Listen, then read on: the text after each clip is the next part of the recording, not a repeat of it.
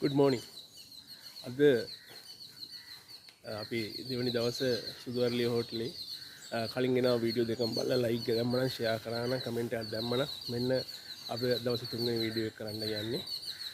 ඉතින් උදේ කාලේ ඊයේ දවස් අපි හොඳ දවසක් ගත කරා. ඉතින් වටපිටාව ගැන පොඩි අදහසක් දෙන්න තමයි හදන්නේ. එහෙමනම් අපි පොඩ්ඩක් වටපිටාව ගැන බලලා අද දවසේ මේ උදේසන් ලස්සන පොඩ්ඩක් විඳිමු. මේ පොළොන්නරුවේ සුදුවර්ලිය හෝටලේ පූල් එක ගාව යන තමයි මම ගෙන ඉන්නේ. මෙතනින් මම කෙලිම පයින් ඇවිදලා යන්න පුළුවන් පරාක්‍රම සමුද්‍රයේ අභියසට. එතන ඉඳලා උදෑසන ලස්සන පෙන්වන්නම්. මෙන්න එහෙමනම් හෝටල් එක ඇතුළ මෙතනනි ලස්සන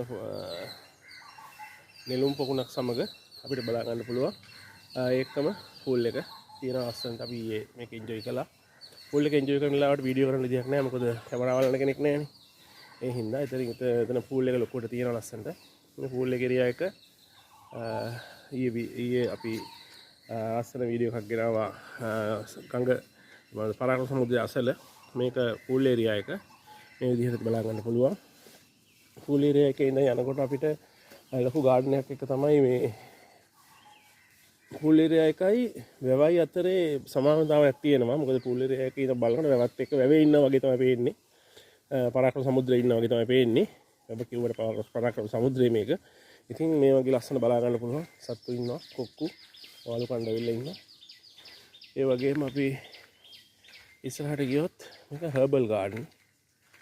හර්බල් ගාඩන් එකක් තමයි මෙතන තියෙන්නේ. සුදුවර්ලිය වේඩ් හර්බල් ගාඩන්. සංරක්ෂිත ඔසුයන. මේන්ටේන් කරලා තියෙන ලස්සනට ඒකත් එක්කලා